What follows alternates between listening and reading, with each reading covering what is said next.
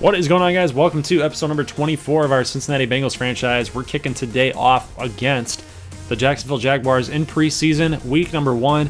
And at the very end of this preseason game, guys, these quick little cut-up highlights, I'm going to be going over the results of all the other preseason games. So you guys got this action, and then we got 3 weeks of non-gameplay action, just simulation, and we're going to look at the statistics and see just how everybody did. Who are the top performers? Who are some guys that we're going to have to help out this season to try to help them perform? And how did our draft guys, how did our draft picks do? You know, how did our youngsters progress in this preseason? So Jacksonville is going to be tough for us, but, you know, the good thing is that we're at home and we're not going to be playing their starters for the whole entire game, right? We're only going to be messing with these guys for maybe 1 or 2 quarters. I think in this gameplay, Matt Barkley comes in at the second quarter. So I think that Madden 19 has a really smart engine when it comes to preseason football, that, you know, you try to get your younger guys in or your backup guys in. There's a quick little cut of our draft class, and I thought we did a pretty good job. You know, there's some people out there who thought that we might have done a little bit better. I mean, obviously, you can always do a little bit better, but you know, given our position in the draft, especially when we were, you know, we were a playoff team last year. We won 1 playoff game. You know, that's going to be hard to do, is to have a really, really good draft. And I thought that we achieved a great draft status, actually. So we'll just see how it all pans out. But we can see that the Cincinnati defense stuffs the Jaguars. I'm sorry, I'm watching that play there as John Ross drops that football. But the defense held up. Derek Johnson held up. Tyrell Dodson held up. He had actually a good tackle right there. And then now we see that Tyler Boyd getting in on the action with that nice slant route catch. And John Ross had that drop. Here we are, 3rd and 3, and going back to John Ross, and just another drop, guys. So it's got the dropsies going on here early in preseason action. But nice play there by Derek Johnson. He was our free agent signee, our veteran presence signee, that we're hoping that he can give us some good linebacker play here in this 2019 season. And we can see here that Dalton had a wide open man, totally missed him right there. You got to make those throws, Andy. And then we got Tyler Kroft here with a big time first down on 3rd and 5. So he's going to get about 7, 8 yards there. Another play action throw here going deep to CJ Uzoma, and it's going to be incomplete. Barry Church on the coverage. Andy Dalton actually got lucky right there, because he overshot both of them. Had he just overshot in Uzoma, it would have been possibly an interception. But we can see here, I was hoping for on that screen pass to at least get some positive yardage there with Jacksonville's aggressive defense. I was hoping that would have been the case, but nothing doing. We got one play here, 3rd and 11, and Dalton feeling some pressure, but he's going to find Tyler Kroft. He uses that stiff arm. Nice play right there. So Tyler Kroft is coming up big time, guys, for us in this offense thus far. And we can see another Andy Dalton fumble, guys. He just can't clean this up for whatever reason. It's been dating back to last season. Just way too much pressure. And whenever there is the pressure, he just can't hold on to the football on those sacks. And we can see here Tyrell Dodson and Nick Vigil coming in at Blake Bortles, going to get the sack. That's a big-time sack there. So it's going to be 3rd and 9 now after they did complete another pass to get some positive yardage here. And Blake Bortles going to just get rid of it. He started feeling some pressure yet again. And there you go. So 4th and 9, and they're going to punt it, and they get us to the 1-yard line. And it took us, actually got us to the 2-yard line. We had a negative play to push us back, one to get us on the 1 at 3rd and 11. And we can see Giovanni Bernard got some positive yardage, helped us with the punt. So we'll give the football back here to Jacksonville. 3rd and 6 after a good play from Sean Williams. 3rd and 6, and Bortles going to drop back and shoot over top of his tight end. Actually, that's Keelan Cole right there, number 84. And we can see, look at Tyrell Dodson. Late round pick here out of Texas A&M. Nice job, buddy. Getting that tackle for loss. Go look that guy up, man. He's a really good player for Texas A&M. I'm actually impressed that we were able to get him that late. So we can see here in the second quarter, we got Jaquan Johnson coming in, and look at rookie mistake right there. Jennings makes the catch. He came down. He did not block the first down line and instead went down to try to get that that hook route from the running back, and that led to the big time first down. So you got to block the deep routes first. You can check it down on those longer plays, and it's not going to really hurt you. But we can see here that the sack and the fumble on Cody Kessler is going to get picked up by none other than Carlos Dunlap, and we're going to get the football here, 3rd and 3, and shooting for the tight end on the flat, and not going to get the first down. So 4th and inches, we got Matt Barkley in the game. We decided to just go for it. I mean, at this point, it's been a defensive battle, an offensive struggle for both teams, and so why the heck not, right? So here's Joe Mixon getting about 9 on that rush. It's 6 rushes for 12 yards for Mixon, and then we see that he was splitting out wide as the wide receiver, and he's going to get another first down on the in route.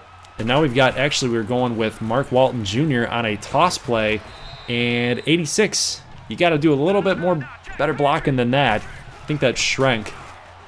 Got to have more blocking, man. You can't allow your running back to get destroyed in there like that. So after this sack, it's going to be 3rd and 17. Barkley gets the throw off here too. That's Schrenk right there. Not going to get the first down, but at that point, we're just looking to just get into some field goal position, get some positive yardage, get the field goal up and good, and we'll be good to go. So here we are, second quarter still, 17 seconds left. We're moving Josh Malone out there to the left, and we think this is a really good play here because look at this. You got nobody back there on Josh Malone, and the big catch and score. Diving into the end zone, touchdown Cincinnati. It's going to be 10-0 Cincinnati with 11 seconds left to go. And this is a great throw, man. I mean, I want to see this play with Andy Dalton. I think he should be able to make that throw to Josh Malone or possibly Tyler Boyd. I don't think Malone is going to be cracking a lot of plays this year just because we do have Ross, Boyd, Green, and we got a lot of 2 tight end sets. So it'll be interesting to see how Malone plays in the rest of the preseason games, and we'll have an update on those players like Cody Core and Josh Malone because I know that that's our wide receiver depth. But we can see here that Kessler and Jacksonville still unable to solve Cincinnati's defense. That's Fedulum and Sheffield on the coverage, and the big hit was laid out there by, I think Sean Williams laid the big hit. So Jacksonville gets 3 points here on the field goal, and here's Kendall Sheffield. Look at the speed, man. Look at that speed. Boom.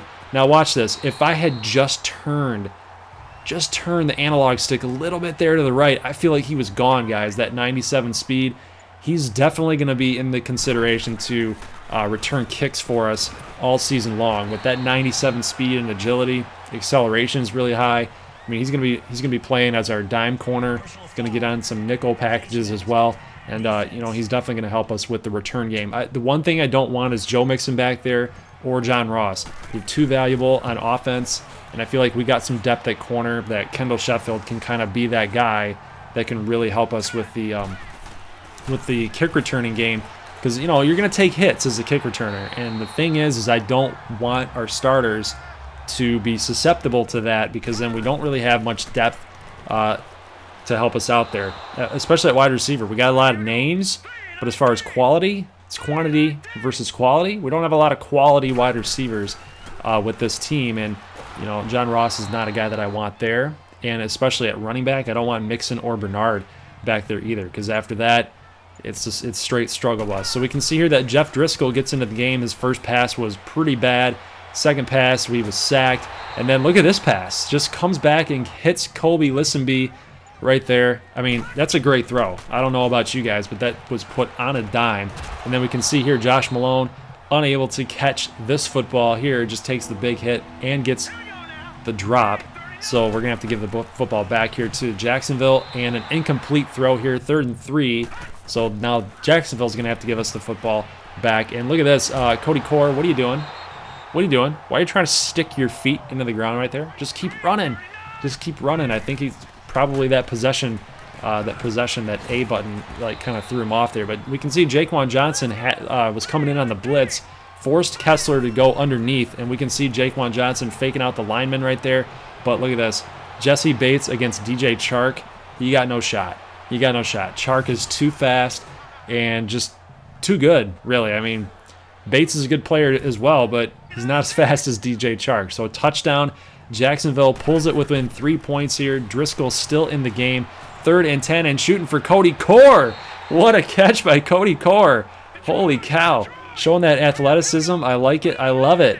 I want some more of that. We got to get more of that from our wide receivers here. And here's Mark Walton getting about 8 yards there on a nice carry. So we're starting to sprinkle in the run game here a little bit. We're having a little bit more success now that the starters are out of the game, and especially with our backup linemen. We're actually doing pretty dang good right now.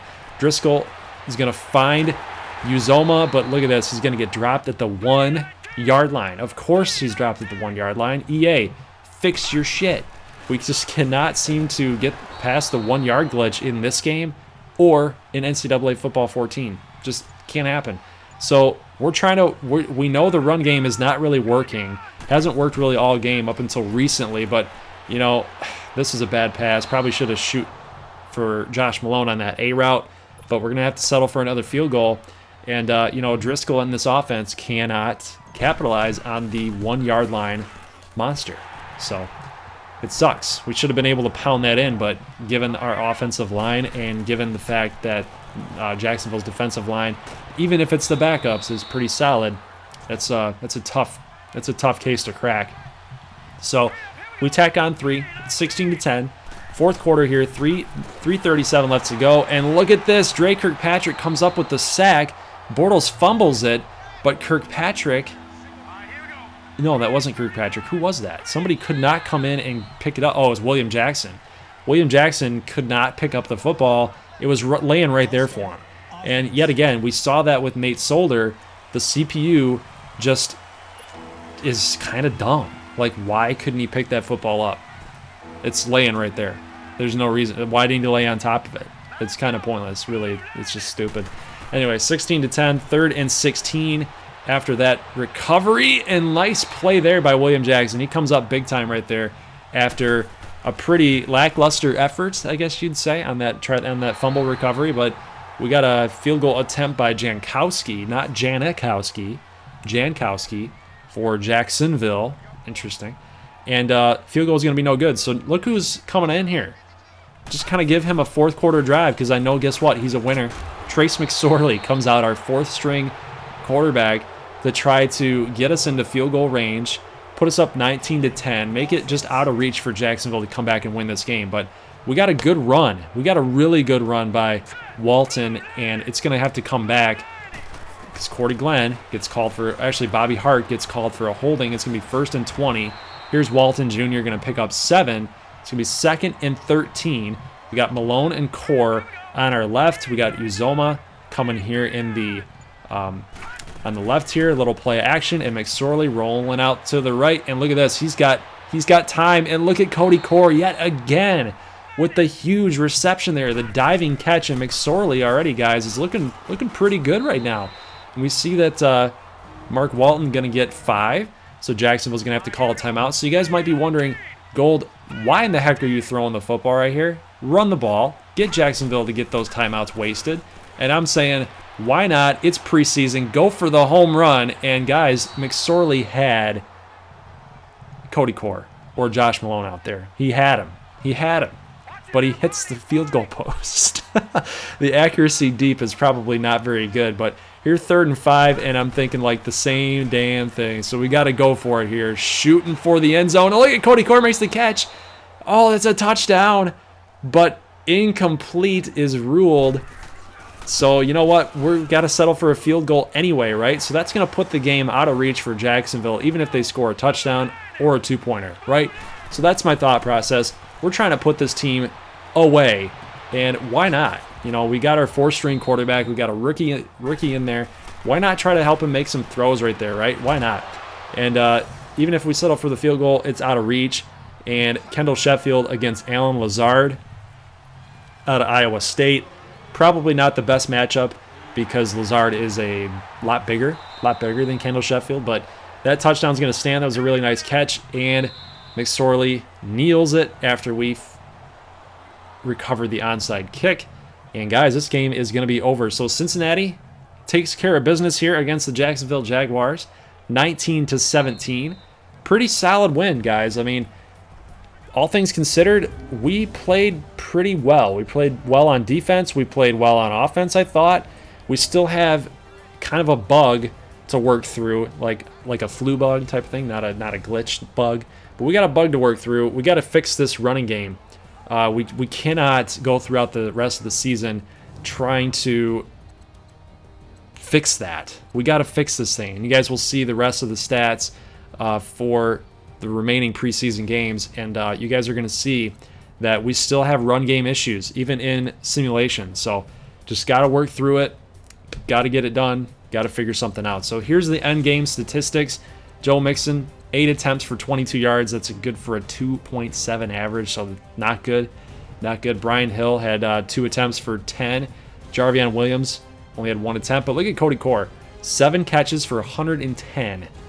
Gotta love that. Gotta love that. Here's Juwan Jennings, CJ Conrad, DJ Chark had that big-time touchdown. There's Crockett and Lazard.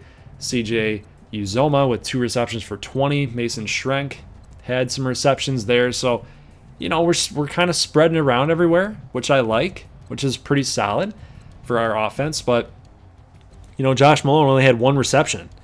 And honestly, he should have had a little bit more than that if he didn't have so many drops. Same thing with John Ross. And we can see that Nate Solder allowed a sack, so not good. We'll have to see what he ended up with during the rest of the preseason here a little bit later. Now looking at the defensive stats for today's game, Tyrell Dodson, 2 tackle assists, had a tackle for a loss. I like to see that. Drake Kirkpatrick up there in the tackles. You know, this probably isn't a good thing, seeing that your corners and your safeties are leading in tackles for a game. Like you normally want to see your linebackers. But we can see that Kendall Sheffield had a pretty solid game. Jaquan Johnson had 1 tackle, had that miscue. Just came in on that zone coverage versus, you know, leaving it back there, which, you know, got to work on. But Kendall Sheffield had that pass deflection. Like to see that. Forced fumble there by Drake Kirkpatrick. So those are the stats, guys. I'll see you in the preseason send-off before we get into week number 1 on Thursday. So let's get into those stats. All right, guys. So we got one more game here. Bengals at the Vikings. It's going to be a pretty tough game, but I'm just wanting to give you guys the preseason statistics. So there's the stats there. So you got a win there against the Jaguars, 19-17. You guys saw that action. We lost against the Chargers and the Giants. So those games were simulated, and I want to show you guys the statistics on those games. So we see that Andy Dalton and Matt Barkley here getting some similar amount of work. Barkley had more, at least a better pass completion rating at 69%. Driscoll got into 2 games in the action, and then looks like McSorley only had that 1 game that we played with him. So he went 2 of 4 for 50%. I liked what I saw out of Trace McSorley. I think I'm going to end up keeping 4 quarterbacks on the roster. Just kind of, I think I might put McSorley up on the practice squad and hope nobody steals him. Average yards per game, though, definitely Andy Dalton all the way. But that completion percentage got to get a little bit better. Barkley was the only guy who would throw an interception all preseason long. Obviously, these are statistics up until this Vikings game, and I'm actually going to simulate that so that we can get into week number 1 against I don't remember who we play here, but I'll show you guys the schedule. I think it's the Cleveland Browns, and you know, it's funny because the subscriber Houday Bish, I know what that stands for, but anyway, so he was asking for a schedule so that we could kind of figure out what we were going to do going forward for like jerseys and how we're going to make that look. I think that's pretty cool. I like to plan that stuff out, and I think that that's a pretty good idea. But we can see that Mixon and Bernard kind of were splitting some carries here, 25 and 26 each, 94 and 95, so pretty similar. Bernard, for whatever reason, had more touchdowns, got 2. Average rushing yards per game. Definitely got to just try to figure this out, guys. It's going to be an ever evolving process. We got to figure out how we're going to get these guys going here on the ground. We got Mark Walton with 5 attempts for 15 yards. I would have liked to see him get a little more action. I think I'll actually put him with the first string in this game just so I can see, you know, get him some more action as well. Maybe just being the backup over Bernard and just have Mixon and Walton be the 2 guys into this game against the Vikings. So that's the rushing yards for your Cincinnati Bengals here. Receiving, AJ Green, 11 receptions, 130. Cody Core is having a really good preseason, 10 receptions, 142. 9 receptions for 117 yards for Tyler Boyd, a touchdown. John Ross, 7 receptions for 57. And then look at Josh Malone, 7 for 141, and that touchdown that he caught from Matt Barkley. Pretty sweet, right? I mean, he's right up there with Green and Core. Nice to see that out of Josh Malone. It really, really is. Giovanni Bernard getting in there. Croft, Uzoma, Colby Listenby, 3 receptions for 47. Yeah, so pretty solid. But looking at the blocking here, Ben's, I was mispronouncing his name in the draft. It's actually Ben's Schwal, or Ben's Shaw. Ben Shaw. It's actually Ben's Shaw. So we got to stick with that. Games played, didn't allow a sack. Neither has Clint Bowling or Cordy Glenn. That's really surprising. Bobby Hart with 1, Price with 1, Solder with 1, Prince with 4. He's allowed 4 sacks. So, you know, he's not ready yet. He's not ready yet. But like I said, he's going to be a project type of guy. You know, we can definitely hold on to him because we got Cordy Glenn. I think he's still with us for a couple more seasons. Let's check this out real quick with the contract numbers here. So he's got 2 more years with us. So we can kind of build Prince up a little bit and get him to where we definitely want him to be. So as far as tackles go, check this out. Drake Kirkpatrick led the team in tackles with 18. Wow, this should not happen. This should not happen. That means our pass coverage is not very good. Either the linebackers are not getting to where they need to be on running plays, and the secondary is having to clean up the business.